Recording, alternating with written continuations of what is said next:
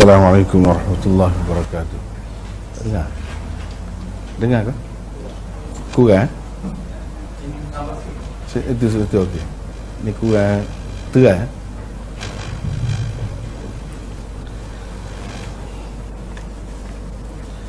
Kita baru ni telah sampai ke mana?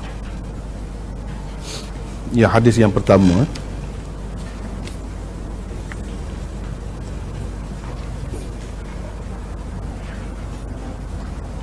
Muka surat 13. Kita telah sampai ke muka surat 13 baru ni. Ada tulisan tebal tu, tujuan disyariatkan niat dalam ibadat. Di tengah ke? Tujuan disyariatkan niat dalam ibadat ialah untuk menyatakan perbezaan di antara amal ibadat, jadi pekerjaan ibadat, dengan amal adat, yakni kebiasaan, atau di antara jenis ibadat itu sendiri. Sebagai contohnya, duduk di dalam masjid kerana beriktikaf dan duduk berehat di dalamnya sama saja zahirnya. Mandi untuk mengangkat hadas besar dan mandi untuk mendapat kesegaran sama juga zahirnya. Yang membezakan kedua-duanya adalah niat. Sembahyang, puasa dan sedekah wajib, yakni zakat, sama keadaannya dengan sembahyang, puasa dan sedekah sunat. Semuanya dinamakan ibadat. Tetapi yang dapat membezakan di antara jenis dan martabatnya ialah niat atau maksud orang yang melakukannya. Sementara itu ada pula perbuatan atau amalan yang asalnya bukan merupakan ibadat kerana ia dilakukan atas dorongan naluri seseorang manusia, seperti makan, minum, tidur, bersetubuh dan sebagainya. Tetapi ia boleh bertukar menjadi ibadat umum yang mendatangkan pahala sekiranya ia dilakukan dengan niat untuk menegakkan tuntutan agama. Jadi kita sudah bincang baru ni secara ringkas berhubung dengan maksud hadis niat itu. Sekarang ni nak bincang tentang tujuan disyariatkan, kenapa Islam ini mengenakan syarat niat untuk sahnya sesuatu ibadat itu. Jadi tujuannya ada beberapa, antaranya ialah untuk membezakan amal ibadat, pekerjaan ibadat dengan pekerjaan adat, kebiasaan. Seperti kita kata mandi biasa, mandi juga zahirnya. Mandi wajib untuk mengangkat hadas, mandi juga. Dari segi zahir tidak ada perbezaan. Dari segi zahir, yang membezakannya ialah niat. Dan niat itu tidak ada siapa pun yang nampak, yang tahu, sebab ia adalah amalan hati. Amalan hati yang tahu hanyalah Allah Subhanahu wa ta'ala. Dengan ada niat itu, itulah yang membezakan antara mandi, ini mandi sebagai ibadat yang memerlukan kepada niat, kalau tidak tak sah. Dan yang satu lagi, kalau tidak ada apa-apa pun, tidak ada apa-apa niat pun, jadi kita dapat juga kesegaran itu. Jadi itu bezanya. Yang ini tak sah amalan mandi wajib itu. Walaupun dalam perkara ini sebenarnya masih ada lagi khilaf ulama, antara jumhur ulama dengan mazhab Imam Abu Hanifah yang mengatakan mandi wajib itu tak perlu kepada niat. Sama juga dengan wudu, tak perlu juga kepada niat. Sebab bagi mereka amalan itu terbagi kepada dua, ada yang maksudah dan ghairu maksudah. Yang maksudah, maksudnya ibadat itu sendiri memang dimaksudkan, itulah yang dituntut. Ghairu maksudah itu jalan untuk sampai kepada ibadat itu. Itu dikira sebagai syarat lah, kita kata syarat untuk sampai kepada ibadat itu. Ia sendiri bukan ibadat. Misalnya wudu bukan ibadat, mandi wajib bukan ibadat. Itu bagi mereka, bagi mereka. Tapi jumhur ulama mengatakan ini semua ibadat. Kalaulah tidak ibadat, biasa sahaja, macam mana boleh dosa-dosa itu berguguran keluar melalui wudu? Nabi SAW kata keluar melalui anggota, ujung-ujung anggotanya, ujung jarinya, bagaimana boleh jadi? Dengan sebab itu jumhur ulama, kebanyakan ulama mengatakan ini semua termasuk dalam ibadat. Bila ibadat, maka kena ada niat. Sebab seperti dalam hadis yang kita baca baru ni, innamal a'malu bin niyat, segala amalan baru dikira dengan adanya niat. Jadi ini pun amalan yang dimaksudkan juga, bukan sebagai jalan semata-mata untuk sampai kepada ibadat yang sebenarnya. Bahkan wudu itu sendiri satu ibadat mengikut jumhur ulama. Jadi tujuannya untuk membezakan itulah, membezakan antara adat dengan ibadat. Misalnya tak lama lagi kita akan hadapi ni, kita nak kurban. Dari segi zahirnya, kalau kurban itu sembelih binatang lah. Sembelih binatang itu kita boleh jual, seperti kita beli di kedai apa tu kita nak makan. Orang kafir ataupun sahabat-sahabat kita yang bukan Islam boleh makan. Kalau yang sembelihan biasa, itu tidak dinamakan ibadat, walaupun syaratnya ada syaratnya lah, kena Islam yang menyembelihkannya, itu soal lain. Tapi dari segi dia sama ke dengan kurban? Kalau kurban kena ada niat, dan dengan kita ada niat itu tak boleh misalnya bagi makan kepada orang-orang yang bukan Islam, kita orang Islam sahaja. Dia ada beza. Tapi dari segi zahir, kalau kita tengok sembelih binatang itu sama saja. Kita sembelih lembu ke, kambing ke, apa ke, sama saja dari segi zahirnya. Yang membezakan ini sembelihan biasa, walaupun kita orang Islam ni ada syaratnya, syarat kena Islam. Kalau orang kafir sembelih pun kita tak boleh makan juga, tak halal juga. Tapi sembelihan kita tu sekadar itu sajalah. Kebiasaan kita orang Islam, bila nak makan, sembelih. Dan daging itu kita boleh bagi kepada orang bukan Islam, boleh jual kepada orang bukan Islam, boleh, ada jual beli. Tapi kalau kurban lain. Tapi zahirnya nampak sembelih, sama saja. Ini untuk membezakan antara ibadat dengan adat, kebiasaan.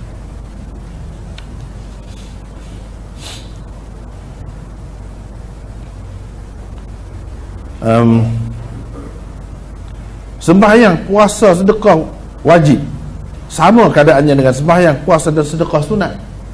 Zahirnya kita tengok sembahyang, kalau kita sembahyang sunat 4 rakaat, kenapa sembahyang sunat? Kita tak tahu dia sembahyang sunat ke atau sembahyang fardu ke, kita tak tahu. Itu nak membezakan di antara sembahyang ini sunat ke atau fardu, niatlah. Niat juga diperlukan, niatlah yang membezakannya. Kalau semata-mata kita bersembahyang saja zahirnya, nampak sama, nampak sama. Jadi ini salah satu tujuan disyariatkan niat juga. Sama juga dengan kita bagi duit kepada orang miskin ataupun orang yang berhak diberikan zakat itu, dan kita bagi sedekah biasa kepada mereka, zahirnya nampak sama. Tetapi kalau tidak ada niat tu, kita bagi sedekah biasa, dia jadi sedekah biasa, sunat saja, tidak akan lepas tanggungan kita tu dalam menunaikan zakat yang wajib, tak akan lepas kecuali dengan ada niat, jumlah yang sama. Tapi kalau tak ada niat, tak jadi sebagai sedekah ataupun zakat yang wajib itu.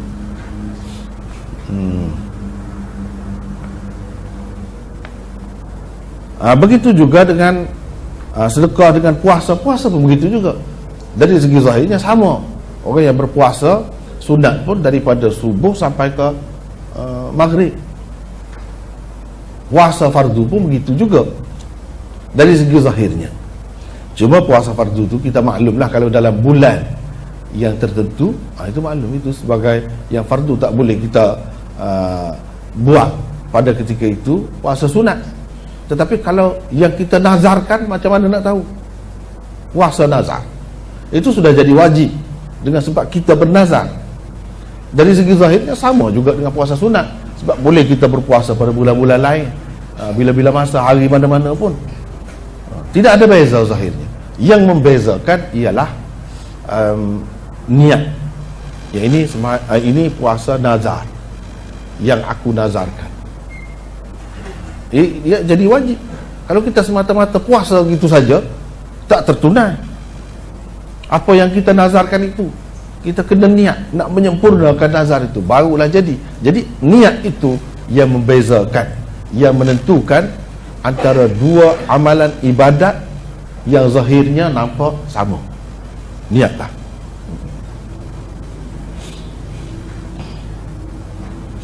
Begitu juga dengan niat.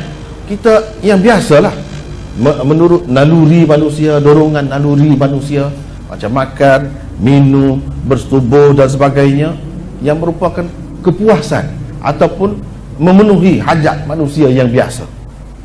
Kalau tidak ada niat, kita dapat kenyang sajalah. Kita minum air dapat puas saja. Tapi dari segi kalau kita ada niat, dia akan bertukar menjadi ibadat umum yang mendatangkan pahala juga. Mendatangkan pahala juga. Kalau kita niat misalnya untuk menegakkan tuntutan agama secara umum, kita berkahwin untuk menegakkan tuntutan agama. Walaupun dengan berkahwin itu adalah perkara-perkara yang menyeronokkan, yang sesuai dengan nafsu keinginan manusia, tapi kalau ada niat itu, kita dapat pahala. Bahkan kalau kita bersetubuh bersama dengan isteri, itu pun dapat pahala. Itu pun kena ada niat. Kalau tak ada niat, kita tak dapat. Benda-benda yang macam tu macam makan, dapat kenyang saja. Tapi kalau makan tu dengan niat nak menegakkan agama, kita makan tu kita ikut agama, yang agama kata halal kita makan dengan cara yang betul, dan dengan maksud apa? Bila kita ada tenaga, ada kuasa, ada kemampuan, kita nak menegakkan agama Islam. Kita nak buat ibadat ataupun perkara-perkara lain yang diredai oleh Allah. Pada ketika itu dia akan bertukar menjadi ibadat.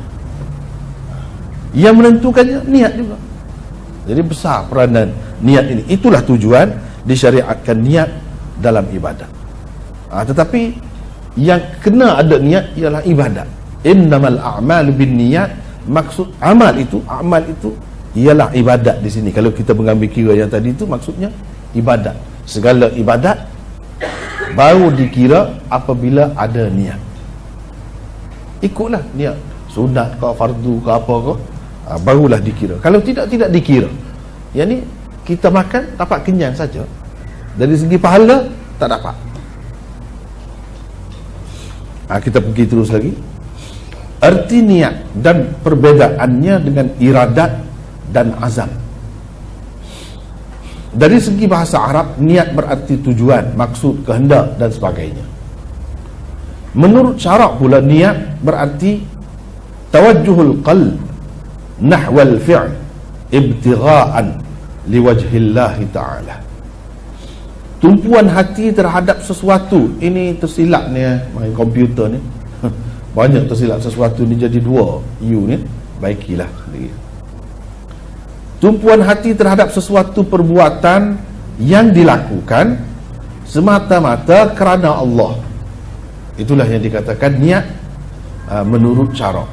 Kita melakukan, hati kita ingat ketika kita melakukan sesuatu tu, kita buat itu kerana Allah, tidak kerana lain. Itulah yang dikatakan niat menurut syarak, yang baru kita dapat hasilnya, pahalanya atau sahnya ibadat kita tu. Kalau kita niat dengan maksud nak menunjukkan kepada orang, nak dapat apa-apa, tak dapatlah pahala, sah pun tak dapat, hakikatnya sia-sia saja. Sebab apa? Tidak ada niat menurut syarak ni. Kalau menurut syarak, dia mesti kena ada kerana Allah. Dari segi bahasa, orang panggil niat juga. Niat dia nak bunuh orang, niat lah. Itu jadi bunuh tu, dia ada niat lah. Tetapi adakah dapat pahala? Adakah sah amalan dia tu dengan sebab ada niat? Itu tak kira, itu bukan ibadat. Yang dikira di sini ialah ibadat. Kalau ibadat baru sah, baru mendatangkan pahala apabila ada niat kerana Allah Ta'ala kita melakukannya. Perkataan niat di dalam hadis di atas dipakai dengan arti bahasanya. Yang tersebut dalam hadis innamal a'malu binniyat, itu bukan dipakai dari sudut syarak, tapi dari sudut bahasanya. Sebabnya ialah pembahagian dan perincian tentang hijrah kerana Allah atau kerana selainnya, yang tersebut di akhir hadis itu jelas menunjukkan ia tidak dipakai dengan makna syar'inya. Sebab dalam hadis itu, sesiapa yang berhijrah kerana Allah dan Rasulnya, maka hijrahnya itu dikira kerana Allah dan Rasulnya. Itu kerana Allah, itu betul, sesuai dengan syarak. Tetapi sesiapa yang hijrahnya kerana dunia atau kerana perempuan, itu bukan kerana Allah. Kalau mengikut syarak, bila tidak ada kerana Allah, bukan niat. Tapi dalam hadis itu disebut niat juga. Ini berarti penggunaan perkataan niat di dalam hadis itu ialah penggunaan dari sudut bahasa Arab, dengan arti dia ada tujuan, ada maksud. Maksud itu tujuannya hijrah ataupun melakukan sesuatu perkara. Dia berbeza. Jadi ada kalanya begini, ada kalanya di dalam Quran ataupun hadis itu penggunaan dia itu mengikut syarak, ada kalanya penggunaannya itu menurut bahasa. Misalnya dalam ayat khudh min amwalihim sadaqatan tutahhiruhum wa tuzakkihim biha wa salli alaihim inna salataka sakanun lahum. Misalnya dalam ayat itu inna salataka sakanun lahum, bila Allah SWT memerintahkan nabinya mengambil zakat daripada orang-orang Islam, dia kata salli alaihim. Salli, kalau kita dari segi syaraknya, bersembahyanglah. Tapi di sini salli bukan dengan makna sembahyang, digunakan dari sudut bahasanya. Salli dengan arti doalah untuk mereka. Inna salataka, bukan dengan arti sesungguhnya sembahyang kamu. Jadi bila orang bagi zakat, pemerintah itu tidak perlu bangun sembahyang. Itu berarti salataka dengan arti doa kamu, memberi ketenangan kepada mereka. Ini bermakna salat itu dipakai dari sudut bahasanya, bukan dari sudut syar'i ataupun dari sudut istilahnya. Sebab kalau dari sudut syaraknya, sembahyang itu seperti biasa je yang disebutkan aqwalun wa af'alun muftatahatun bitakbir wa mukhtatamatun bitaslim. Itulah sembahyang. Beberapa ucapan, gabungan beberapa ucapan dan perbuatan yang dimulai dengan takbir dan disudahi dengan taslim, salam. Itulah salat yang sebenarnya, yang Nabi SAW ajar kita orang Islam supaya mengerjakannya sebanyak 5 kali sehari itu. Tapi di dalam ayat tadi, salat tadi bukan dengan makna sembahyang. Ini yang kita perlu tahu. Begitu juga dalam hadis. Macam dalam hadis ini, hijratuhu lidunya,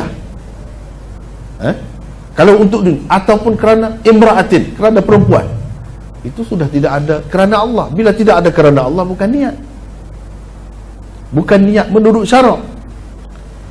Tetapi niat itu ada maksud dia tu, tujuan dia. Sebab makna niat dari segi bahasa, tujuan, maksud, kehendak dia, itu ada.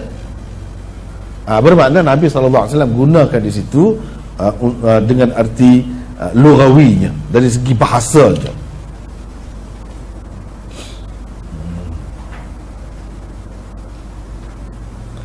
Malah ia dipakai dengan makna lughawinya yang mengandungi arti hijrah dengan maksud dan tujuan mendapat keredaan Allah, atau dengan maksud dan tujuan untuk mendapat sesuatu yang lain selain keredaan Allah. Itu niat dipakai dengan makna itu. Habis itu satu. Perkara yang kedua, iradat. Apa makna iradat? Iradat berarti kehendak untuk melakukan sesuatu perkara, sama ada manfaat untuk diri sendiri akan diperolehi daripadanya atau tidak. Kerana itulah perkataan ini tidak digunakan untuk Allah. Tidak pernah dikatakan nawallahu ta'ala, Allah berniat. Tak pernah ada digunakan dalam mana-mana ayat, dalam mana-mana hadis, tak pernah digunakan. Tetapi sebaliknya sering kali dikatakan aradallahu ta'ala, Allah menghendaki. Kalau niat ini dia mesti ada maksud, ada faedah untuk diri sendiri, itu dikatakan niat. Tapi kalau iradat, maknanya kehendak juga, mahu juga. Tetapi tidak semestinya ada di sebaliknya itu kepentingan diri. Boleh jadi ada, boleh jadi tidak ada. Dengan sebab itu penggunaan perkataan nawa tidak pernah digunakan untuk Allah, tapi perkataan arada digunakan. Innama amruhu idza arada syai'an. Arada syai'an biasa guna. Tapi kalau nawa Allah tak ada. Sebab apa? Di sebalik niat mesti ada faedah, ada kepentingan diri. Ada itu maksud. Azam ialah tekad atau keputusan muktamad hendak melakukan sesuatu perbuatan, tetapi perbuatan itu belum lagi dilakukan. Itu orang panggil azam. Jadi saya berazam hendak ke Kota Baru misalnya, saya tak pergi lagi besok, kira-kiranya besok. Ini dikatakan azam. Selagi tak buat itu azam, tapi putuslah, kira-kira dalam hati memang nak pergi ya? Kalau macam tu dikatakan azam. Kalau sudah buat bukan azam. Kalau sudah buat tidak dikatakan azam. Walaupun dari segi bahasa kita pun guna bahasa itu juga, guna berazam. Tapi perincian mungkin kita tidak tahu dari segi fiqhul lughahnya, dari segi perbezaan yang halus-halus dari sudut bahasa dia tu mungkin kita tidak berapa jelas lah. Tapi kalau kita ikuti bahasa Arab ni memang dia ada beza, ada beza. Artinya kalau kita nak buat besok, kita kata kita sudah berniat dah hari ni, itu bukan niat, azam. Yang naknya niat. Niat tu ketika nak buat tu benda tu, tu niat. Ketika buat ada ingat, ada sedar, ada kesedaran. Adapun kalau sebelum pada tu kita nak apa-apa pun, itu dikatakan azam, bukan niat.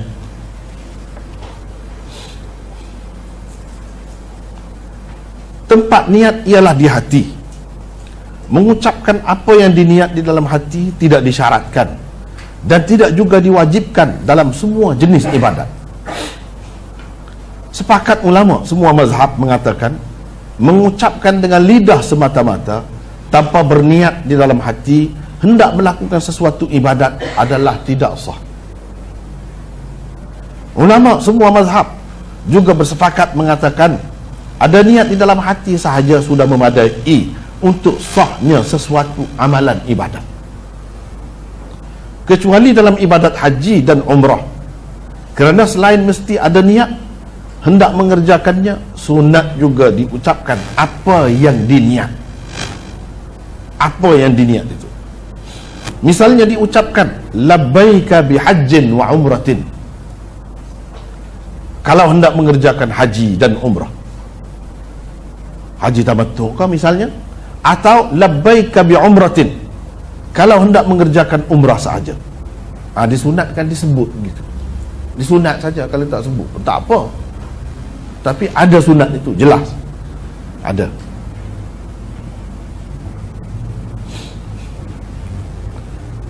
Alasan kepada pengecualian ini ialah hadis Rasulullah sallallahu alaihi wasallam, di mana ketika hendak memulakan ibadat berkenaan, baginda telah mengucapkannya dan ia didengari oleh sekian ramai sahabat. Semua tahu ni, sebab itu ada dalam hadis sebut, Nabi kata labbaika bi hajjin wa umratin, semua ada sebut. Para ulama hanya berbeza pendapat tentang hukum mengucapkan apa yang diniat, sama ada ia mustahab, sunat, makruh atau bid'ah. Itu yang bezanya. Jadi tempat niat ini sebenarnya di hati, di dalam hati. Bukan kita ucapkan itu dikatakan niat. Kalau ada ucap pun, misalnya kita kata berhubung dengan sembahyang ni, usalli lah kita kata, usalli fardhu zuhri, ada sebut, tapi dalam hati tak ingat langsung, tak ada niat pun, tak jadi, walaupun ada sebut pun. Tapi ini sepakat ulama semua mazhab, kalau ada niat dalam hati, tak ada sebut pun, sah sembahyang, jadi. Cuma dia ada khilaf dari segi kalau sebut itu hukumnya sejauh mana. Di samping ada di dalam hati, asasnya yang ada di dalam hati itu, sebut ini kedudukannya sejauh mana, itu saja ada beza. Ada yang mengatakan mustahab, ada yang mengatakan sunat, ada yang bahkan yang mengatakan wajib, tapi tak ramai, segelintir, seorang dua saja. Ada yang mengatakan makruh, ada yang mengatakan bid'ah sampai ke peringkat itu. Itu saja berbeza. Yang lain-lain dari segi niat itu mesti ada dalam hati, itu mesti semua terima.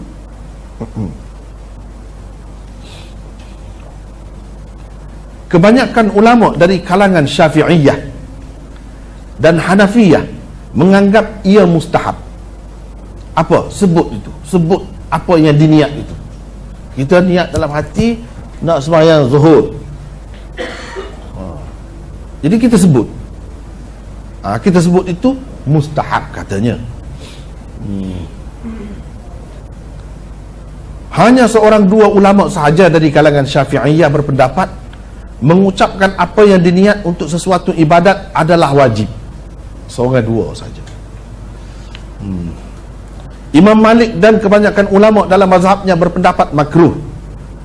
Sementara kebanyakan ulama dalam mazhab Hambali dan Ahlul Hadis pula berpendapat ia bid'ah, kerana tidak sabit di dalam mana-mana hadis, sama ada sahih atau dhaif, musnad atau mursal, Nabi SAW atau mana-mana sahabat baginda pernah melakukannya, tak pernah dinukilkan begitu.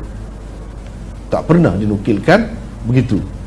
Tidak sabit di dalam mana-mana hadis Nabi SAW pernah mengucapkan niat sembahyang atau puasanya. Ibnu Amiril Hajj berkata, tidak sabit juga daripada mana-mana imam 4 mazhab bahawa mereka menganjurkan para pengikut mereka supaya mengucapkan niat.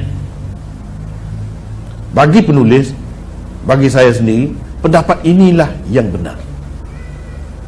Pendapat inilah yang benar, yang terakhir itu.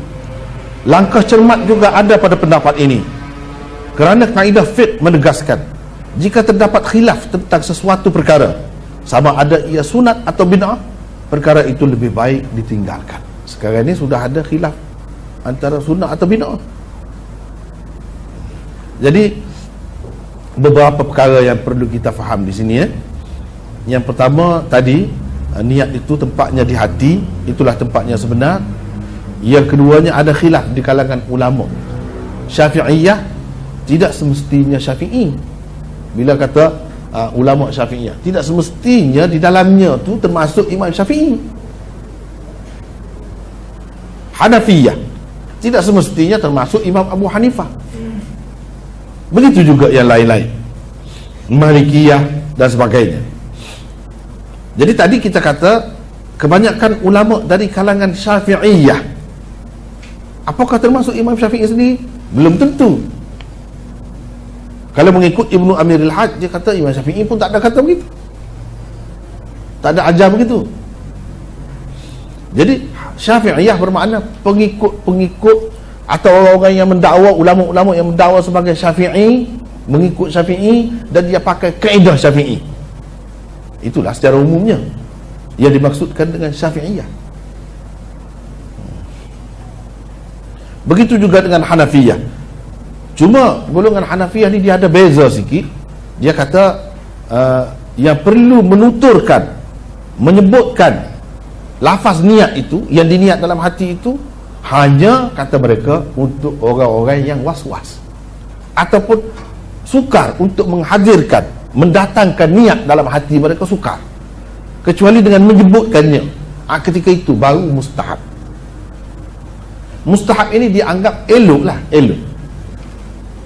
Adapun golongan Syafi'iyah menganggap menyebutkan lafaz niat itu mustahab untuk semua. Tak kira dia was-was ke, dia tidak was-was ke, memang mustahab, elok, bagus. Kita sebutkan itu termasuk dalam bagus. Dia mustahab bawah daripada sunat. Mandub bawah lagi, rendah lagi kedudukannya. Wajib atas lagi, mandub bawah. Ataupun kita kata yang kebanyakan orang kita guna sunat itu bawah. Mustahab ni bawah lagi, bawah lagi. Itu kedudukan mustahab. Ada seorang dua saja di kalangan Syafi'iyah yang mengatakan wajib menuturkan apa yang diniat di dalam hati itu. Kalau kita tak sebut, tak sah sembahyang. Ada antaranya ialah Abu Abdullah Az-Zubairi. Tetapi para ulama Syafi'i sendiri pun membantah dia. Termasuklah Imam Al-Mawardi, Imam Nawawi, Imam Rafi'i dalam syarah wajiznya. Mereka kata ini silap, dia silap. Sebenarnya dia salah faham. Dia buat kesimpulan daripada kata-kata Syafi'i. Yang ini tidak semesti seseorang itu menyebutkan dengan kuat apabila dia berihram. Kalau dia sudah ada niat, itu sudah sah dah ihram haji atau umrah dia. Tidak syarat. Ia tidak seperti sembahyang. Imam Syafi'i kata walaisa kas-salah. Ia tidak seperti sembahyang allati la tasihhu illa bin nutqi. Itu lafaz Imam Syafi'i yang tidak sah melainkan dengan dituturkan, diucapkan. Dia faham, tuturkan di situ, ucapkan itu, ucap lafaz niat, apa yang diniat. Padahal Imam Syafi'i sebenarnya bermaksud kecuali dengan dia dituturkan lafaz takbir, Allahu Akbar. Sembahyang tidak sah melainkan kena di samping niat itu kena ada tutur Allahu Akbar. Itu maksudnya. Jadi ulama-ulama dalam mazhab Syafi'i sendiri kata begitu. Dengan sebab itulah Ibnu Amiril Hajj dan ramai lagi orang-orang lain kata, dia kata sebenarnya tidak sabit daripada imam mazhab 4 ni, termasuk Imam Syafi'i sendiri, yang jelas menyebutkan, menganjurkan, mengatakan elok ke, sunat ke, apalagi kalau nak kata wajib, tak ada sabit, tak ada terbukti, tak boleh nak buktikan. Adapun yang tadi, ulama-ulama Syafi'i sendiri bantah. Abu Abdullah Az-Zubairi itu dibantah. Mereka kata dia salah faham. Mawardi sendiri kata itu orang Syafi'i. Imam Nawawi Syafi'i kata itu silap, dia disalah faham. Sebenarnya Imam Syafi'i maksud tuturkan itu tutur takbir itu, Allahu Akbar itu, yang mesti ada niat di dalam hati. Adapun menyebutkan lafaz niat seperti usalli itu bukan. Itu dia salah faham. Jadi atas dasar ramai tokoh-tokoh dalam mazhab Syafi'i mengatakan ini kesilapan dia. Dia sampai mengatakan wajib. Tidak sah sembahyang, Imam Syafi'i kata, kecuali dengan menuturkannya. Menuturkannya itu apa? Dia faham menuturkan apa yang diniat itu. Yang ni kata usalli itulah. Tapi dia kata wajib. Tak sah sembahyang. Itu keliru. Sebab apa? Ulama dalam mazhab Syafi'i kata tak pernah siapa pun mengatakan kalau seseorang itu sudah ada niat, dia tak sebut itu sampai tak sah sembahyang. Tak pernah ada. Itu keliru. Dengan sebab itu kita mengatakan ini yang lebih tepatnya bid'ah. Kalau bagi saya bid'ah. Dan ramai lagi ulama-ulama yang lain, ramai, bukan seorang. Seperti yang saya sebutkan di sini. Sebab apa kita kata bid'ah? Sebab tak pernah Nabi di sembahyang tak tinggal. Tak pernah dinukilkan Nabi ada sebut. Tak pernah. Puasa begitu juga tak pernah. Kalau nak ada pun satu saja ibadat, iaitu dia buat haji, dia ada kata kuat. Itu pun kalau niat dalam hati mesti kena ada. Kalau tidak ada sebut, tapi dalam hati ada, memadai, semua terima begitu. Tapi kalau tuturkan saja, dalam hati tidak ada, semua terima, tak sah. Semua terima, tak sah. Jadi dalam keadaan tidak ada satu pun hadis, yang sahih pun tidak ada, yang dhaif pun tidak ada, seorang pun sahabat tidak ada dinukilkan mereka ada menyebutkan, orang panggil dalam istilahnya at-talaffuz bin niyah, mengucapkan apa yang diniat di dalam hati dalam bentuk lafaz. Ikutlah kita kata uridu salah ataupun usalli dan sebagainya. usalli fardhu, usalli sunnah, apa ke, kita kata itu semua tu tak pernah ada. Tak pernah ada Nabi SAW dan sahabat, tak pernah ada. Mengikut Ibnu Amiril Hajj dan ramai lagi yang lain, dia kata imam-imam mazhab 40 imam dia betul tu, imam yang betul-betul, tak ada. Jadi bermakna benda ni benda baharu sebenarnya, benda baharu. Tapi seperti kita kata tadilah, memang ada di dalam kitab disebut, kebanyakan ulama Syafi'iyah, Hanafiyah kata mustahab, itu ada, memang ada. Tetapi kalau kita bahas, kalau kita bincangkan, mustahab ni hukum ke apa, termasuk dalam bab hukum ke apa, nak kata sunat ke, wajib ke, makruh ke, ini semua ni berkait dengan hukum. Nak berkait dengan hukum, dia mesti kena ada dalil. Tak boleh kita kata elok lah, kita kata elok memudahkan dia ingat dalam hati dia. Ya, di satu pihak mungkin ada keadaannya bukan semakin memudahkan, semakin mengelirukan. Boleh jadi semakin mengelirukan, semakin jadi was-was. Sebab itu kalau mengikut perhatian saya lah, berarti tengok yang paling ramai was-was orang mazhab Syafi'i. Sebab apa? Sebab payah sangat, susah sangat nak niat. Dan mesti dalam takbir tu antara dengan ra tu mesti masuk niat dalam tu, mesti masuk. Tak boleh dulu sikit pun tak boleh, kemudian sikit pun tak boleh. Sebab apa? Dia pegang dengan kaedah qasdus syai' muqtarinan bi fi'lih. Itu yang dipegang. Apa niat? Niat ialah mengqasadkan sesuatu. Kita mengajarkan melakukan sesuatu dalam keadaan kita melakukannya. Ketika mula-mula kita nak buat ketika tu susah tu. Dan kalau kita nak tanya, adakah dalam hadis mesti kena menghadirkan niat antara dengan ra? Tak ada. Tak ada. Kalau berdasarkan hadis tak ada. Jadi macam mana kita tentukan begitu sampai ketat sekali tu? Dan bagaimana pula kalau kita nak bincang, kalau kita nak bahaslah niat puasa. Apakah kita niat puasa ketika mula-mula masuk waktu subuh tu? Masuk waktu subuh mesti kita niat masa tu. Berapa lama? Antara apa dengan apa? Kalau sembahyang tu antara dengan ra, takbiratul ihram. Kalau puasa, tidakkah dikatakan puasa itu kena berniat semenjak malam lagi? Macam mana pula? Boleh berlaku berpercanggahan di antara qasdus syai' muqtarinan bi fi'lih tadi. Sekarang ni dia tidak puasa lagi, tapi dia sudah niat malam. Sedangkan syarat niat mesti kena melakukan sebahagian daripada ibadat yang kita nak buat tu dahulu di permulaannya. Sedangkan ini niat malam lagi, kita tak puasa lagi, puasa baru bermula bila masuk subuh. Sekarang ini niat sudah ada dahulu. Mereka kata, ini jawapan bagi pihak Syafi'iyah, dia kata sebab ada hadis. Itu sebab ada hadis. Kita angkat tangan lah kalau ada hadis. Sebab Nabi SAW suruh tabi'i, suruh tabi'itun niyah, yang ni ingat niat tu pada waktu malam, syarat. Dia tidak sebut pula di permulaan perbuatan puasa tu sendiri, tapi ikut mana-mana pun nampak tak kemas tu. Dari segi ta'rif, ketetapan yang diberikan tak kemas. Dan ini menunjukkan boleh berlaku niat itu sebelum kita melakukannya, terutamanya sedikit sebelum, sedikit sebelum masuk ke sembahyang tu. Jadi susah ni pasal nak atur lah, nak atur, nak mesti kena ada apa yang dikatakan qasad, ta'arud, ta'yin, nak atur tu.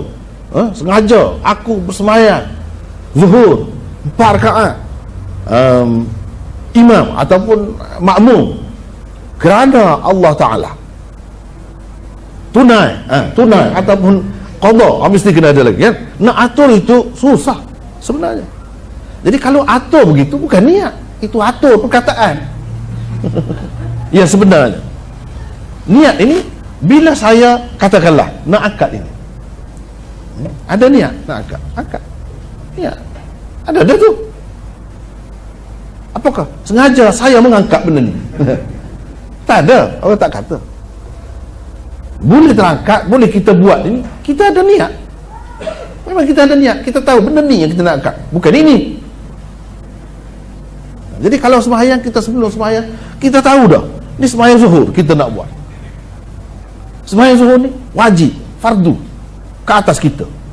Kita nak sembahyang ni dalam waktu ni, bukan dua waktu, bukan qada. Cukuplah ada kesedaran itu. Allahu Akbar, nak ingat Allah Maha Besar, Maha Agung lagi, nak atur itu tadi lagi, bukan banyak susah. Jadi yang kita ingat semasa Allahu Akbar tu, apa yang kita kata ialah Allahu Akbar, tetapi yang kita ingat benda lain. Kita tak ingat pun Allah Maha Agung, kita telah tinggalkan segala-galanya, angkat tangan, semua yang lain ketepikan, angkat tangan, kita tinggalkan.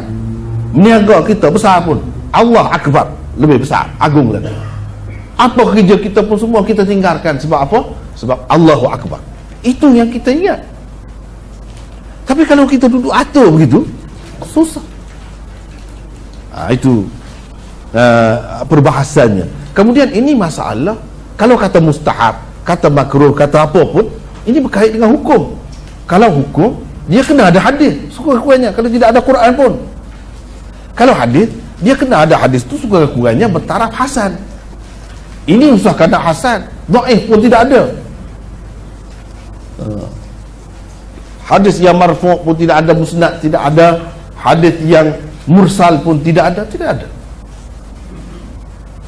Jadi yang senangnya begitu saja. Kita pergi tengok luar-luar negara tu, kita tengok senangnya orang sembahyang. Nah, Allahu Akbar. Ni ada di dalam masyarakat kita tu, nak atur tadi tu dah, bukan main lama. Allah lama, dah sudah bercanggah dari segi tajwid, dari segi apa pun. Iyalah. Jadi Allah, macam-macam kita tengok tu. Kita tengok kelakuan tu yang lucu, melucukan kadang-kadang. Dia tangkap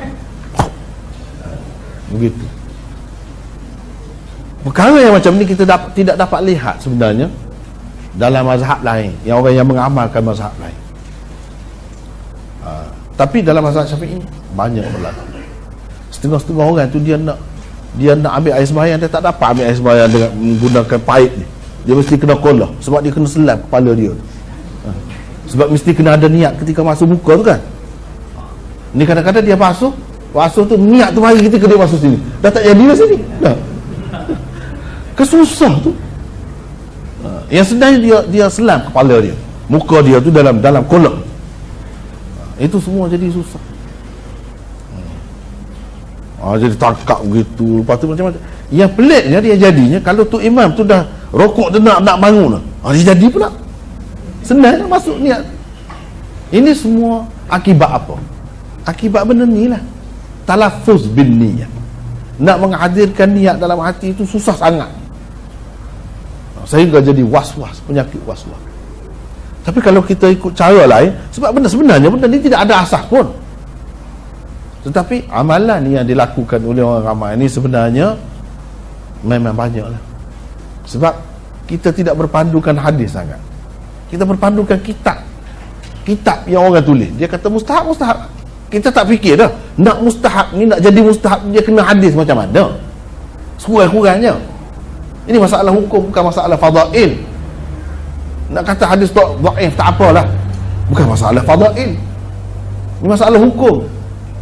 Jadi kalau masalah hukum, dia kena sekurang-kurangnya hasan. Ini tidak ada, hasan pun tidak ada, dhaif pun tidak ada, sahih pun tidak ada.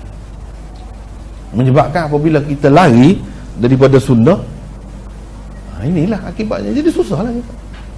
Jadi susah, macam-macam penyakit timbul. Padahalnya senang saja. Ya Rasulullah SAW buat macam mana? Tak pernah pun diajar begitu. Setiap seseorang nak buat dalam keadaan sedar, kecuali kalau dia menginggar. Kalau dia mabuk, dia tak sedar. Kalau dalam keadaan sedar tu, kita buat apa-apa mesti ada niat dalam ikhtiar kita. Kecuali kalau kita naik pokok, kita jatuh, itu bukan ikhtiar kita, bukan pilihan kita. Kalau yang kita pilih, mesti kita ada niat ingat. Mesti ada ingat. Ingat itulah niatnya. Nak buat apa?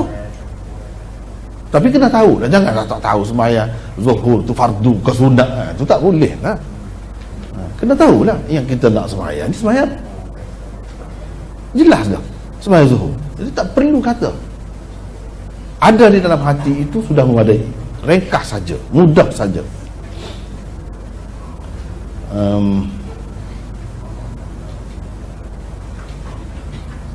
Dan sebab itulah ulama-ulama dalam mazhab Syafi'i sendiri pun mereka bantah hak kata wajib itu, hak kata wajib menyebutkan lafaz niat itu. Tapi dari segi orang yang mengatakan ia mustahab, mereka tidak bantah, mereka terima. Tapi kalau kita tanya, sebab kalau kita belajar hadis ini, dia tidak berpihak pada mana-mana.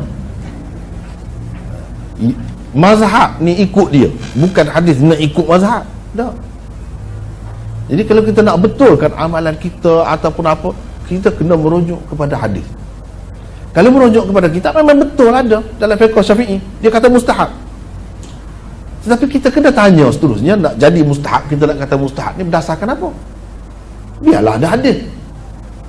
Sebab agama-agama ni, ibadat terutamanya, dia mesti mengikut Quran dan Sunnah.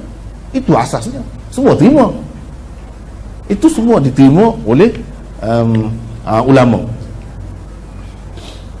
Habis itu kita pergi pula perbezaan di antara perkataan amal dan fi'il. Kenapa Nabi SAW mengatakan innamal a'malu binniyat? Dia tidak kata innamal af'alu binniyat. Padahal kita kata lebih kurang saja.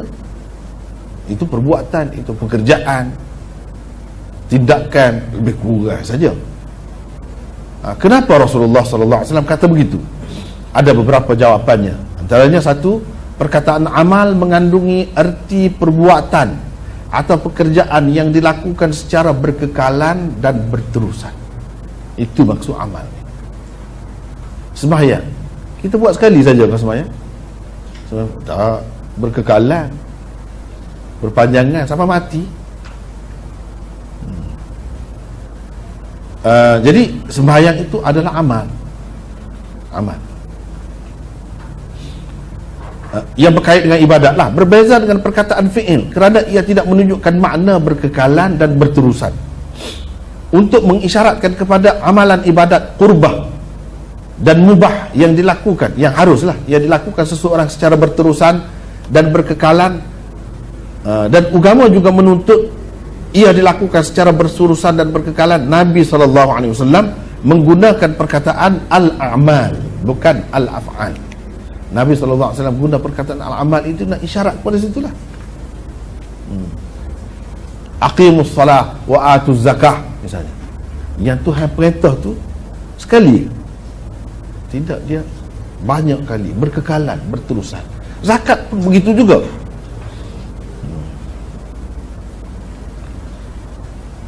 Kerana itu jugalah Allah berfirman, wa'malu salihah. Dia tak kata wa'fa'alu salihah, tak pernah kata wa'malu salihah. Buatlah amal, buatlah kerja yang baik. Wa'malu, dia tidak kata wa'fa'alu. Dari segi bahasanya kan tak kira sepintas lalu tu sama. Wa'amilus salihat, innal ladhina amanu wa'amilus salihat. Dia tidak kata wa fa'alus salihat. Mana ada? Tak ada satu pun ayat yang sebut begitu. Kenapa? Sesuailah dengan yang Nabi kata dalam hadis ni, innamal a'mal, amalan dia, bukan af'al. Sebab Allah Subhanahu Wa Taala pun guna a'mal. Perkataan itulah pecahan-pecahan dia samalah. Seperti kita kata amal, beramal, mengamalkan, sama. Perkataan asal dia tu amal yang digunakan, bukan fi'il. Walaupun sepintas lalu nampak sama. Justru amal soleh itu dituntut dilakukan secara berkekalan dan berterusan. Itu sifat amal soleh. Yang kedua, amal dikatakan kepada perbuatan orang mukallaf. Ini orang yang sudah baligh, sudah cukup umur dan cerdik, berakal. Bukan orang gila, bukan binatang.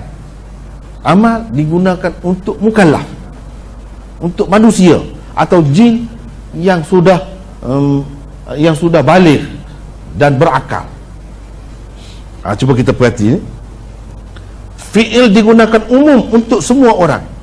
Oleh kerana Rasulullah sallallahu alaihi wasallam menunjukkan sabdanya ini kepada golongan mukallaf, beliau menggunakan perkataan al-a'mal. Innamal a'mal.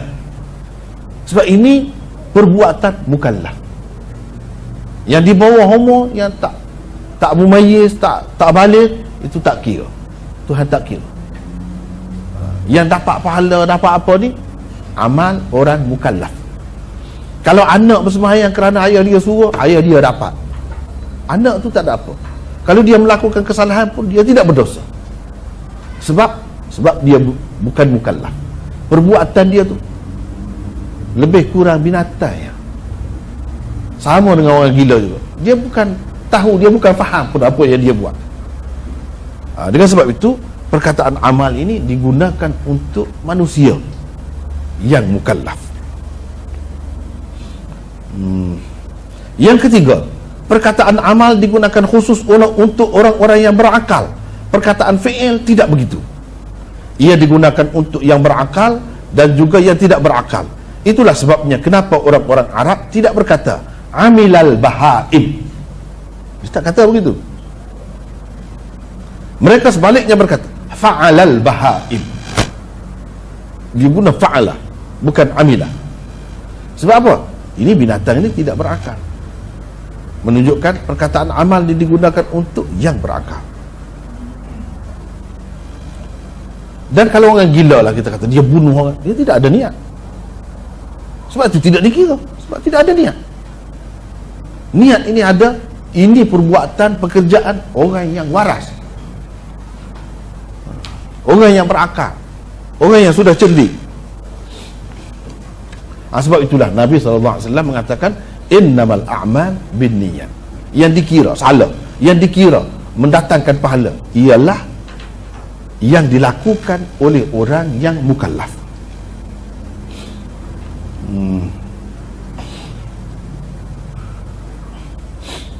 Apa jua amalan, sama ada berupa ibadat khusus atau ibadat umum, yang juga merupakan qurbah, yakni apa-apa yang dilakukan seseorang dengan maksud mendekatkan diri kepada Allah, sah atau tidaknya dikira berdasarkan niat pelakunya. Sama ada ibadat khusus ataupun qurbah yang asalnya bukan merupakan ibadat, tetapi kita niat mendekatkan diri kepada Allah dengannya. Itu mesti kena ada niat, ditentukan oleh niat pelakunya. Apakah tujuan dan matlamatnya melakukan sesuatu amalan atau pekerjaan? Sekiranya sesuatu amalan itu dimulakan dengan niat yang baik dan ikhlas, maka amalan tersebut akan dikira sebagai amalan yang sah dan mendatangkan pahala. Dia kena ada niat yang ikhlas.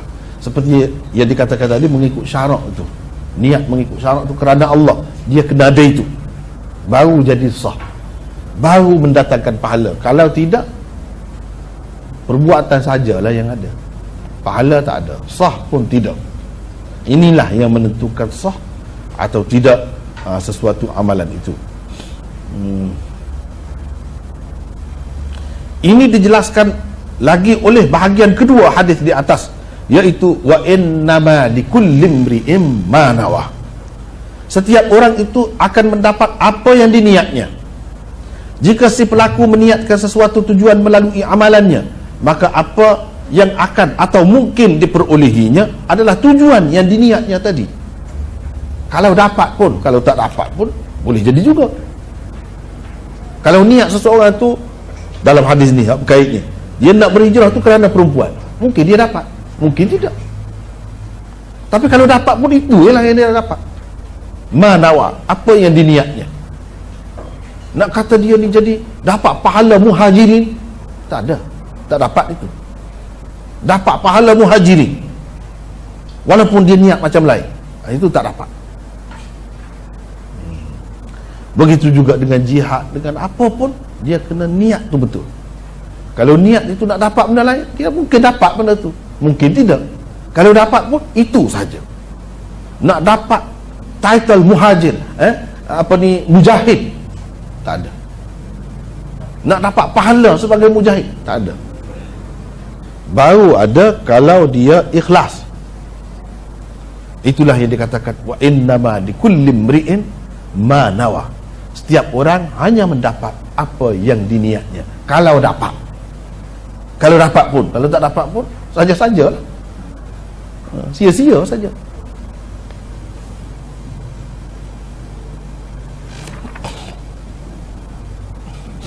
Sesuatu amalan baik yang dilakukan oleh dua individu yang berbeza mungkin kelihatan sama saja, tetapi natijah dan pahalanya mungkin sekali tidak sama.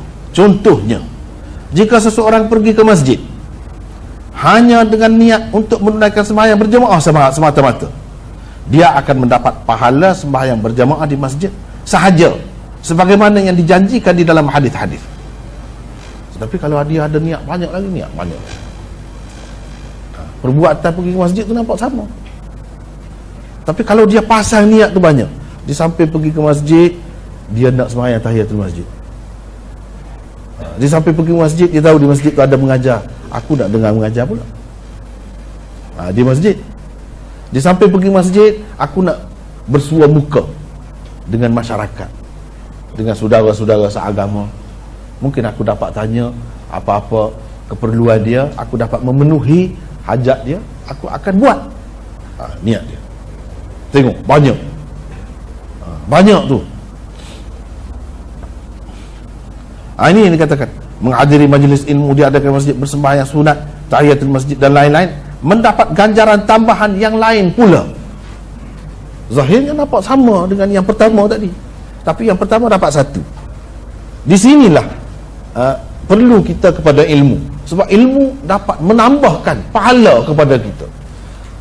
Secara zahir kita nampak sama dengan yang pertama tadi dari segi pergi ke masjid, tapi yang pertama dapat pahala untuk sembahyang berjemaah saja, sebab dia niat nak sembahyang berjemaah saja. Tapi yang kedua, niat macam-macam, dia dapat pahala sesuai dengan apa yang diniatnya. Wa innama likulli imri'in ma nawa. Setiap orang mendapat apa yang diniatnya. Kalau niat dia banyak, dia dapat banyak. Kalau niat dia sedikit, dia dapat sedikit. Kenapa Tuhan tak bagi banyak juga kepada dia? Apa-apa dalam Islam ni dia kena ada kesedaran dengan pengetahuan. Dengan pengetahuan. Jadi kerana tidak tahu, rugilah dia. Kalau tidak, dia boleh. Macam tadi, niat nak iktikaf. Mungkin orang pergi dia sembahyang jemaah saja, dia tak terfikir pun dia nak iktikaf. Sedangkan iktikaf tu dapat pahala yang lain pula. Tahiyatul masjid, pahala yang lain pula. Jadi daripada awal lagi bila kita pergi tu, kita niat macam-macam, kita akan dapat banyak. Sebab Nabi SAW kata, setiap orang itu mendapat apa yang diniatnya. Dia niat satu dapat satu, niat dua dapat dua, niat 10 dapat 10. Lepas tu benda yang dia niat itu kalau baik, manfaatnya melarat dan melampau kepada orang-orang lain, itu lagi banyak pahalanya. Kalau kita kata dia sekadar beriktikaf, itu manfaatnya kepada dirinya sendiri. Tapi kalau niat nak pergi belajar, nak mengajar, manfaat mengajar tu kepada berapa ramai orang, selain daripada pergi bersembahyang, semuanya dapat. Itulah maksud wa innama likulli imri'in ma nawa.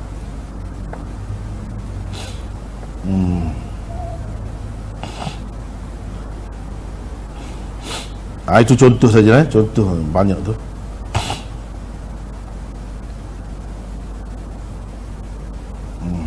Kemudian kalau niat, katakanlah kita niat nak jadi ulama, katakanlah, supaya ni pengarang ni sama dengan pengarang Syekh Waliuddin Muhammad bin Abdullah Khatib Tabrizi ni, aku nak jadi alim macam tu, atau lebih lagi, boleh. Tak apa niat, tapi kena buat lah, jangan niat saja. Jadi angan-angan pula, khayalan pula, dan kita bersungguh-sungguh buat. Kalau dia mengarang berapa buah kita mati, niat kita nak jadi seperti dia, kita mati, kita tak sempat mengarang kitab pun, tapi dalam usaha ke arah tu Allah SWT bagi kepada kita seperti yang kita niatkan, walaupun tak buat lagi. Kalau kita sempat buat, mungkin tak boleh macam kitab dia ni, tak sehebat ni, jadi kurang. Tetapi kehendak kita nak kalau boleh macam ni, kita akan dapat macam tu. Walaupun mungkin kalau kita hidup terus, kita tak dapat macam tu. Tapi kerana niat kita dan usaha kita yang gigih betul-betul sesuai dengan apa yang dikehendaki itu, Allah SWT akan bagi apa yang kita niat itu. Termasuk juga wa innama likulli imri'in ma nawa. Apa yang dia niat. Tapi jangan jadi angan-angan lah, khayalan kosong, tak boleh lah. Betul-betul buat. Kalau buat, lepas tu tak sampai kepada maksud, tak apa, kita sudah dapat dah. Sebab itu orang mukmin, dia tidak ada yang merusingkan, tidak ada yang merisaukan. Dengan adanya niat-niat macam tu, dia akan dapat banyak. Dan Allah SWT boleh ganda-gandakan pahalanya. Walaupun umur dia tu pendek, tetapi pahala tu kalau berganda-ganda, sama dengan umur panjang juga. Kalau umur panjang pun pahala hanya dapat satu. Setiap perbuatan, setiap amalan itu hanya satu-satu. Tapi yang seorang ni, walaupun mati awal, walaupun umur muda mati, tetapi pahala dia tu berganda-ganda. Apalagi kalau berkait dengan orang lain, orang ikut dia, akan terus sampai pahala kepadanya. Sebab dia menjadi penyebab kepada orang lain. Itu, ini semua ni dia ada kaitan dengan niat. Kalau tidak ada niat begitu, tak ada lah.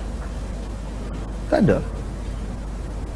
Walaupun kita kata agak jauh kita nak dapat benda macam ni, tapi Allah SWT boleh bagi. Berapa ramai orang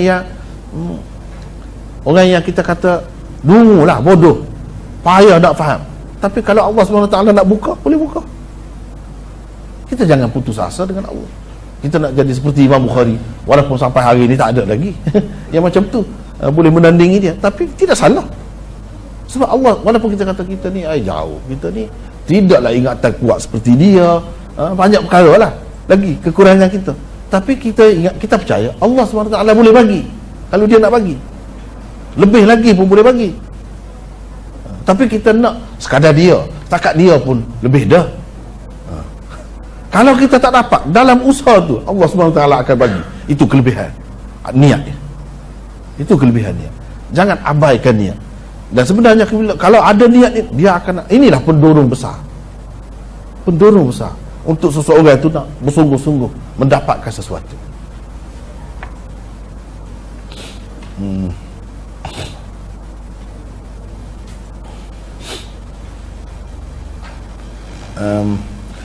Walau bagaimanapun amalan-amalan yang dikira berdasarkan niat tersebut hanyalah amalan-amalan ketaatan dan kebajikan sahaja yang dikira tu. Amalan kebajikan sahaja. Sesuatu ibadat yang tidak disertakan dengan apa-apa niat tidak dikira dan tidak sah. Ini yang berkait dengan ibadat sahaja. Sesuatu amalan maksiat yang dilakukan dengan niat untuk membuat sesuatu kebajikan, contohnya melacur untuk membantu anak-anak yatim, pasti tidak akan diterima sebagai suatu amalan kebajikan, malah ia tetap dikira berdosa. Tak boleh.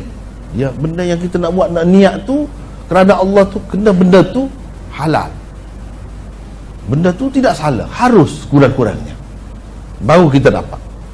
Kalau ibadat tu mestilah kena ada niat.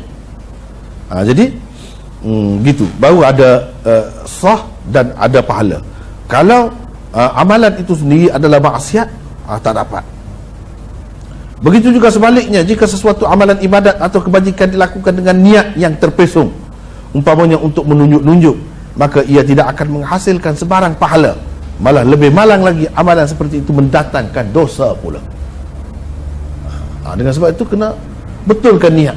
Patutlah pengarang ni, hadis yang mula-mula, bukan yang mula-mula, sebenarnya masuk dalam mukaddimah dia. Dia mulakan dengan hadis ni supaya kita membetulkan niat. Ini kita belajar hadis, belajar Quran, belajar wahyu, tentang wahyu. Ini ibadat, masuk dalam ibadat, walaupun tidak ibadat khusus seperti sembahyang tu, tapi termasuk dalam ibadat umum. Jadi kalau kita ada niat yang baik, kita dapat pahala banyak.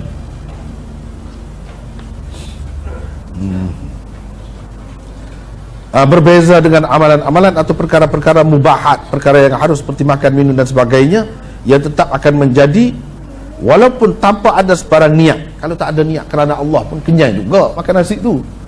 kenyang juga. Tetapi dapat pahala ke tidak? Dia bukan berkait dengan sah ke tidak sah. Jadi sah ke makan nasi kalau tak ada niat? Tak timbul soal tu. Yang nak tanya sah ke tidak sah ni kalau benda tu ibadat.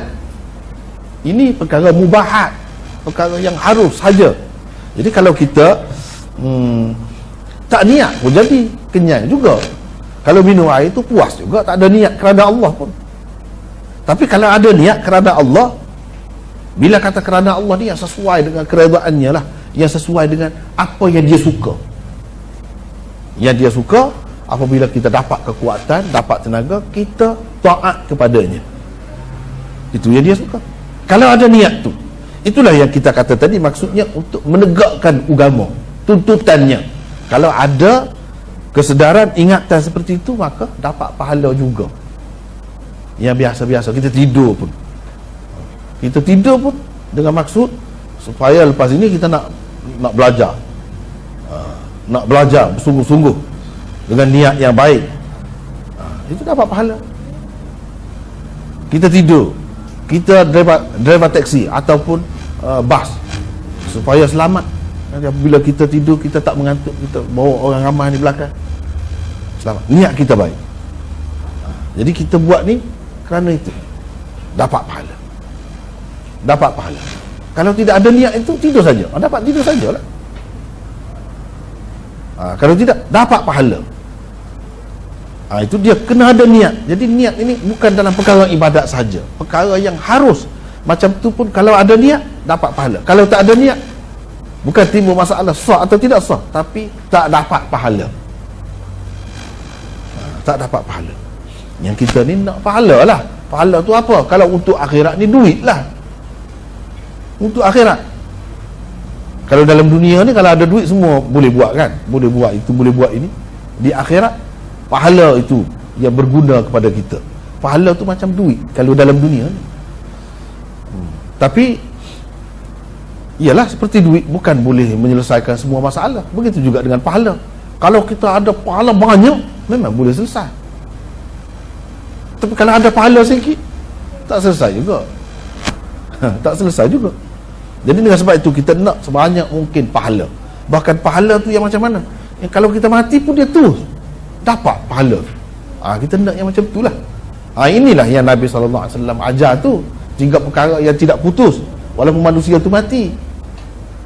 Sedekah jariyah, ilmin yuntafa'u bihi, aw waladin salihin yad'u lah. Ini 3 ni tak putus walaupun kita mati. Jadi ada anak kita mendoakan. Maksud mendoakan kita tidak mestilah dia berdoa sentiasa.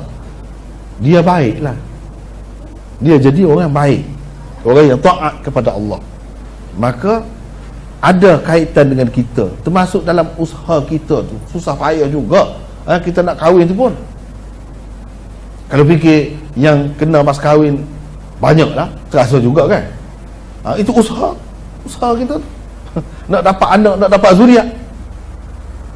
Jadi susah usaha kita. Tapi usaha tu terhad setakat itu lah. Tapi dari segi hasilnya terus menerus sampai kepada kita. Sama juga dengan ilmu. Dengan sebab itulah ulama-ulama daripada dahulu sampai sekarang ni, mereka mengajar, mereka menulis. Supaya apa? Supaya orang pakai apa yang diajarnya, apa yang ditulis. Sebab bila orang pakai, walaupun dia sudah berhenti sembahyang, tapi orang lain yang bersembahyang tu dapat pahala kepada dia. Orang yang buat ajaran agama dengan betul, dengan tepat itu, dapat pahala. Dia dapat juga. Macam dia hidup 1000 tahun lebih, sampai kiamat mungkin. Kalau yang anak murid dia tu pula ada muridnya berterusan. Ini ajar sekurang-kurangnya kepada, kalau dia tidak alim pun dia ajar kepada anak isterinya. Dia ajar ilmu siapa? Ilmu yang asal tadi. Dia akan dapat, tidak putus. Begitu juga dengan sedekah jariyah. Sedekah jariyah, sedekah yang boleh diambil munafaatnya berpanjangan. Misalnya dia wakaf. Wakaf, kita kata wakaf, sedekah jariyah tu wakaf lah.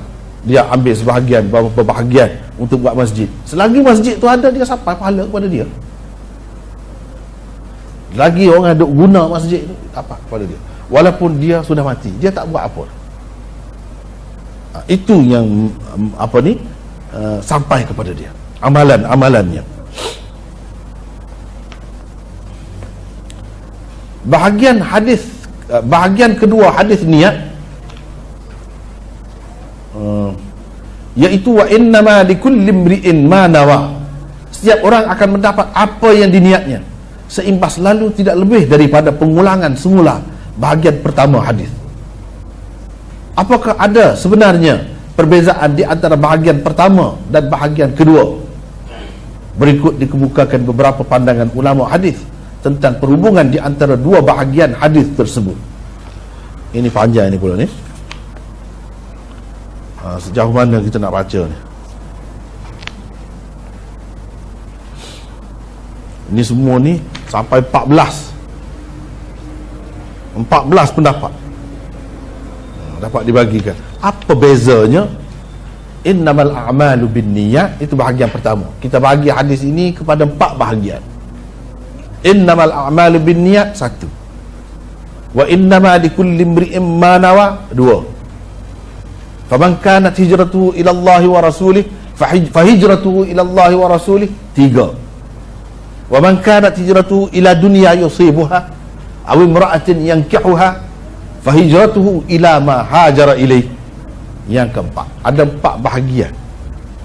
Kita boleh potong hadis itu kepada 4 dan perlu analisa setiap satunya. Apa kaitan yang pertama dengan yang kedua? Sebab ini Nabi SAW bercakap, bukan orang biasa.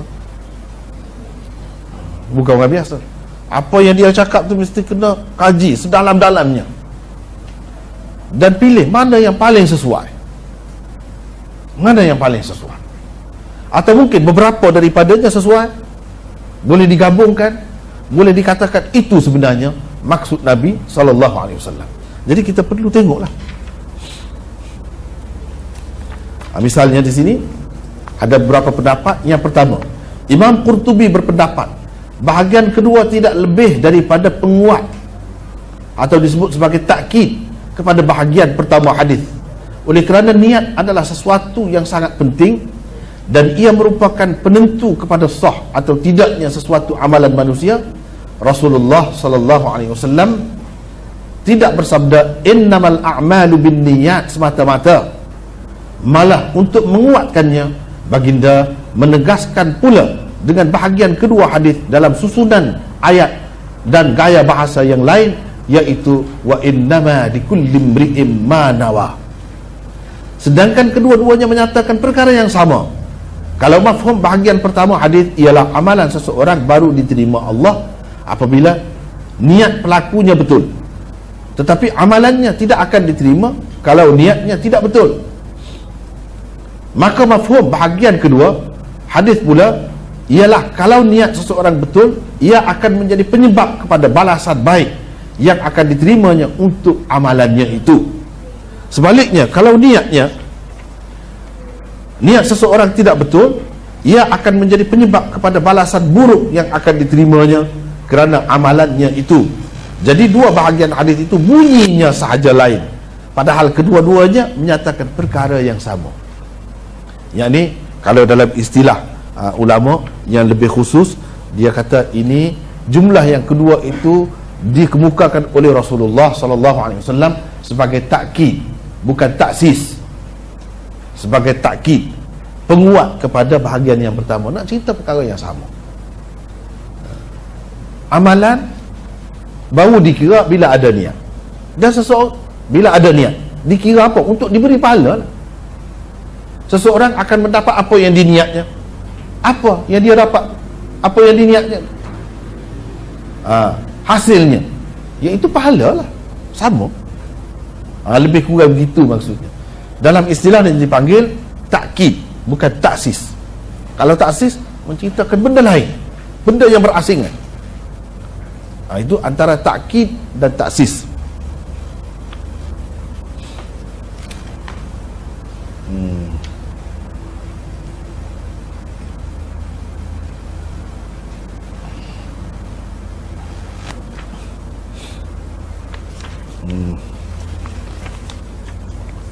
Yang kedua, ada juga ulama berpendapat bahagian kedua hadis bukan penguat kepada bahagian pertamanya, Bahkan bahagian kedua itu merupakan bahagian yang berasingan. Dengan kata lain, ia merupakan taksis, bukan takkid. Ini yang kedua. Taksis, bukan takkid.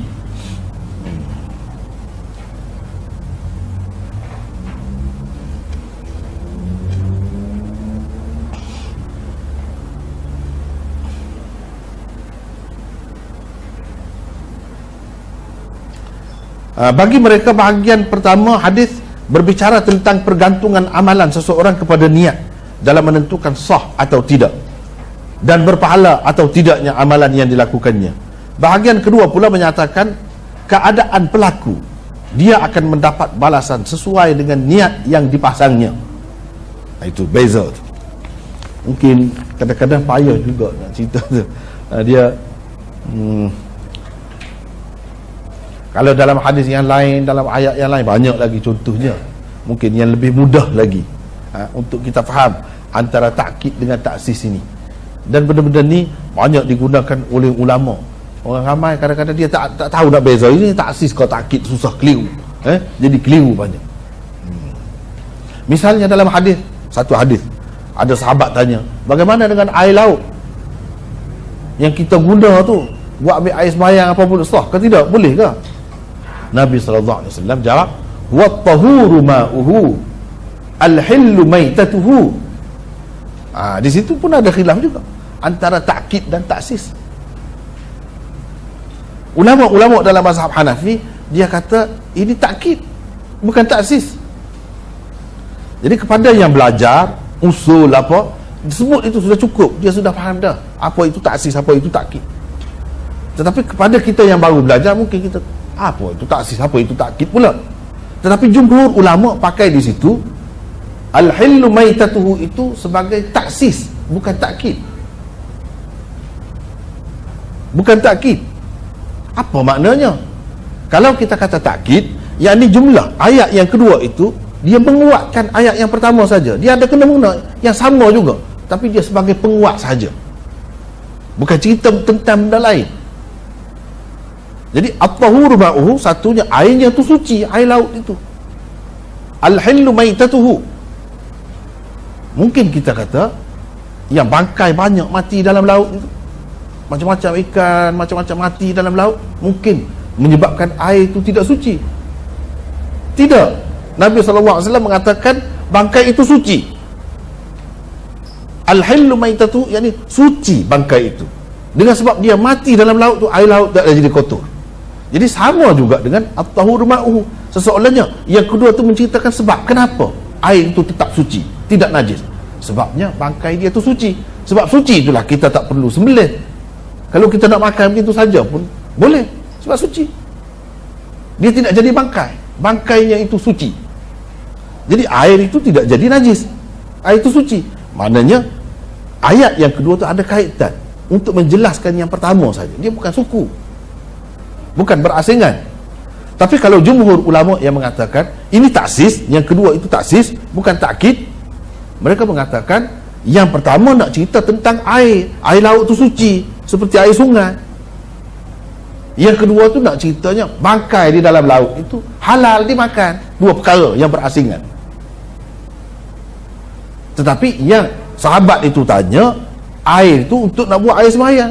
Kenapa Nabi SAW cerita tentang bangkai pula? Bangkai dia tu halal dimakan.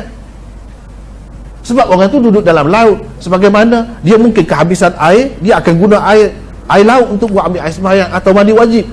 Takkan dia tak makan? Kemudian kalau dia nak makan, dalam laut tu yang adanya ikan lah, ikan, sotong, apa semua tu yang dia tangkap. Jadi hukumnya dia cerita juga sebagai bonus lah, lebih, bagi lebih. Padahal itu tidak ditanya. Ini taksis, dikatakan cerita benda lain, cerita tentang bangkai itu, walaupun namanya bangkai tetapi tidak najis. Walaupun namanya bangkai, dia mati dengan sendiri, kita tidak sembelih bangkai, tetapi al-hillu maitatu, bangkai itu halal dimakan. Kemudian dia pergi jauh lagi perbahasan tu, kenapa dia pendapat gini. Itu perbincangan lain kali lah, insya-Allah. Lain kali.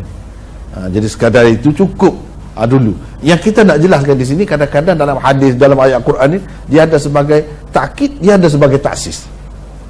Jadi ada ulama yang mengatakan ayat yang keluar di dalam hadis ini sebagai taksis. Ini cerita lain.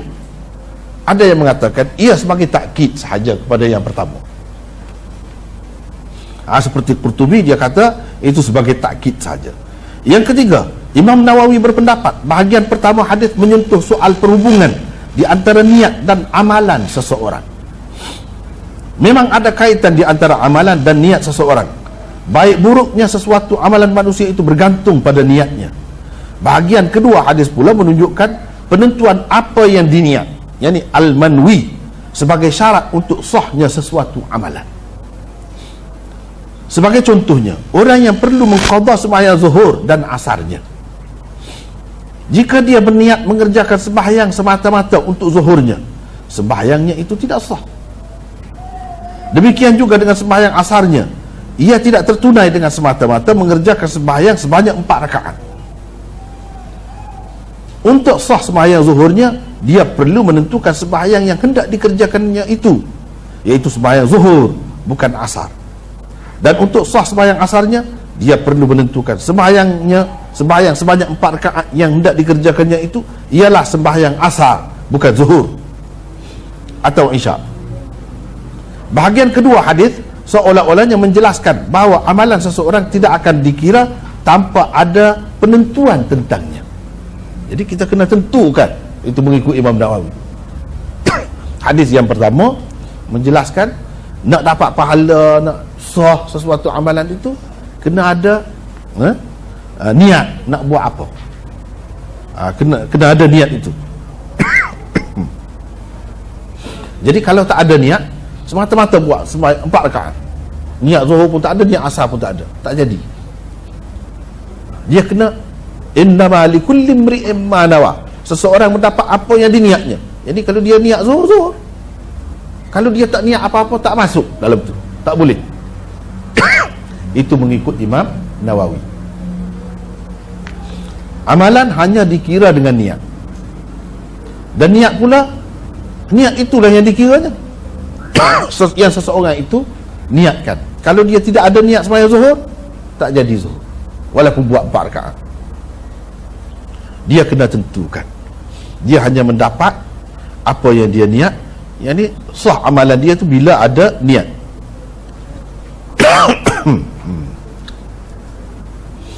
Yang keempat, Ibnu As-Sam'ani berpendapat bahagian pertama hadis menyentuh soal perhubungan di antara niat dan amalan seseorang. Sama juga dengan Imam Nawawi itu.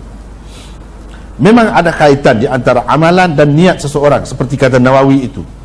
Tetapi bahagian keduanya menyentuh tentang mubahat, yakni amalan-amalan atau perbuatan-perbuatan yang diharuskan, yang tidak termasuk dalam bab ibadat, seperti makan, minum, tidur dan sebagainya. Amalan-amalan ini tidak mendatangkan pahala tanpa niat. Untuk mendapat pahala, seseorang perlu berniat baik apabila hendak melakukannya, berniat baik apabila hendak melakukannya. Misalnya berniat untuk mendapatkan tenaga ketika hendak makan. Apabila bertenaga, dia hendak melakukan ketaatan kepada Allah. Tanpa ada niat seperti itu, semata-mata melakukan perbuatan-perbuatan yang diharuskan, tidak mendatangkan apa-apa pahala kepada pelakunya. Jadi sesuatu amalan ibadat kena ada niat. Tapi ada lagi amalan yang bukan ibadat, dia boleh dapat pahala juga kalau dia niat. Itu kata dia. Kalau ibadat memanglah kena ada niat. Sama seperti Imam Nawawi, kena tahu memang ada niat. Tapi bagaimana dengan amalan biasa, makan, minum dan sebagainya? Adakah seseorang tu akan mendapat niat dengan mengerjakannya? Dia kata dapat juga kalau ada niat. Kalau tak ada niat, tak dapat.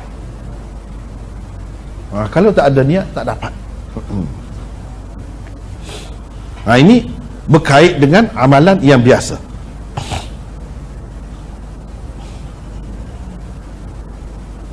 Ibnu Daqiqil Aid berpendapat seperti Nawawi dan Ibnu Sam'ani juga berhubung dengan bahagian pertama hadis. Tetapi bahagian kedua hadis baginya menunjukkan ganjaran dan pahala baru diperolehi seseorang apabila dia berniat hendak melakukannya, di samping menjaga juga syarat-syaratnya. Situ pula dia perginya. Kalau syarat-syaratnya sahaja dijaga, niat tidak ada, tetap juga tidak akan mendatangkan pahala. Jadi kena jaga itu semua. Pahala baru diperolehi seseorang apabila dia mengerjakan sesuatu pekerjaan dengan niat. Pahala juga baru akan diperolehi seseorang apabila dia berniat dengan bersungguh-sungguh hendak mengerjakan sesuatu pekerjaan. Tetapi kerana keuzuran yang diterima syarat, dia tidak dapat melakukannya. Katakanlah dia ada niat itu, tapi dia tidak dapat buat kerana dia uzur, dia demam ke, dia sakit ke, dia tidak dapat buat sembahyang malam, dia tidak dapat bangun sembahyang malam. Dia akan dapat juga pahala sembahyang malam itu, walaupun dia tidak buat, kalau dia ada niat. Ini dia kaitan bahagian yang kedua tu, dia berkait dengan benda macam ni. Kalau tak jadi pun dengan sebab ada niat, dikira dapat juga pahala. Tapi kalau tak ada niat, tak dapat pahala. Jadi nampaknya panjang kita tu, panjang lagi ni. Tak sempat menghabiskan juga hari ni perbincangan tentang perhubungan ataupun perkaitan bahagian yang pertama dengan bahagian yang kedua hadis ini. Nampaknya tak sempat kita habiskan. Hanya sekadar itulah dulu untuk petang ni, dan kita akan sambung lagi semula insya-Allah. Wallahu a'lam.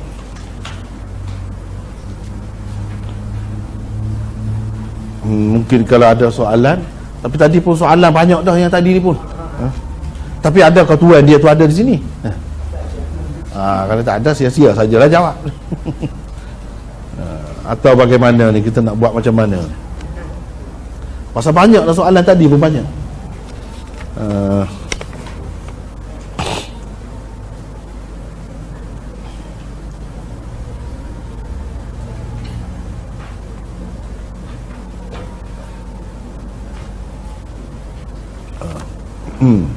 Macam mana ya?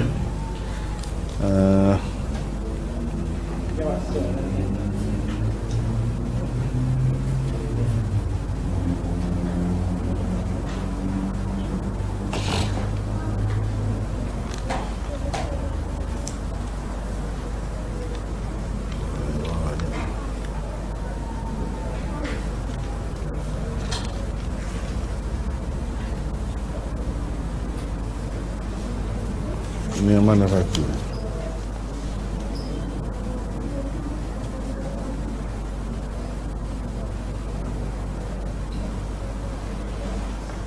Inilah yang dikemukakan di sini. Cuma. Ya.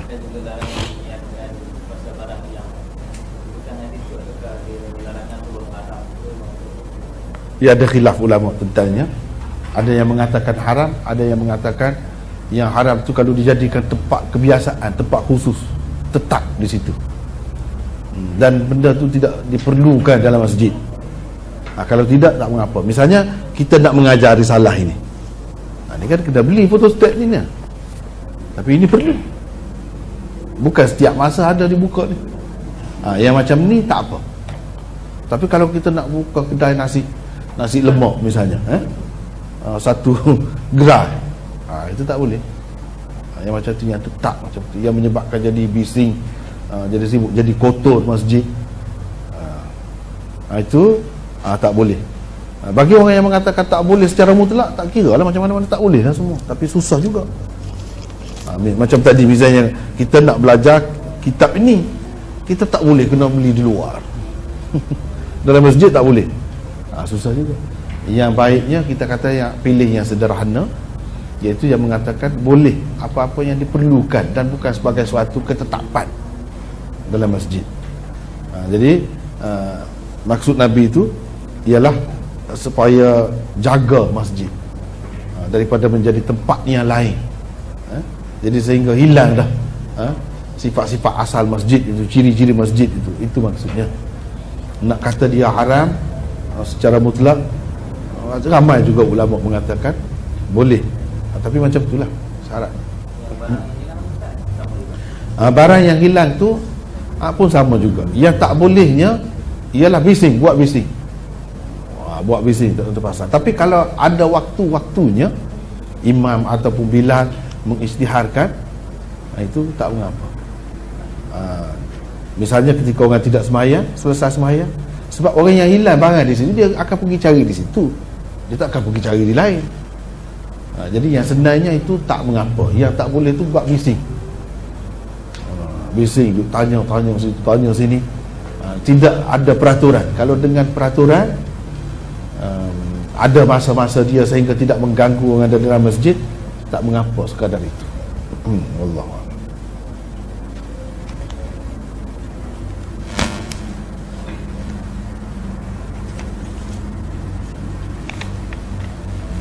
Ini apakah hukum memberi daging kurban kepada orang bukan Islam? Pendapat Imam Nawawi sendiri dalam kitab Majmu' lebih cenderung kepada harus minta pencerahan lah. Betul ke begini? Ada ni dalam Majmu' ni, masalah faham ke apa ke? Sebab saya pun tak ingat juga kan. Kalau betul macam tu, mungkinlah ni masalah fiqh, boleh jadi ada khilaf. Tetapi pendapat yang kebanyakan yang maklum, tak boleh. Sebab ini berkait dengan kurban, dia khusus dengan Islam saja. Tetapi kalau zakat itu ada khilaf.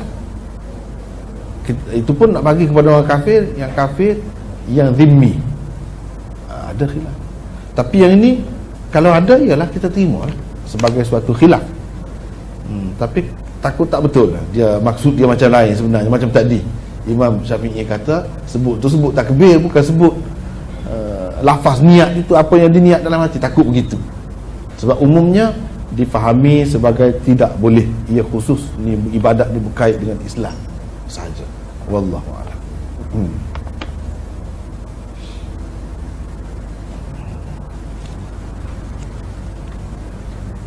Ni panjang ni, yang lain-lain ni.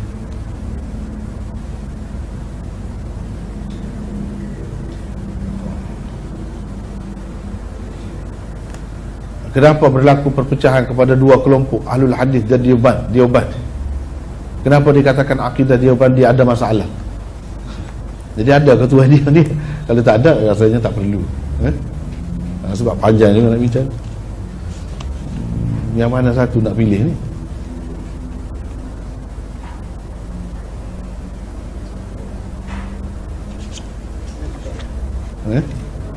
Nak baik. Rasanya setakat tu lah. Allah.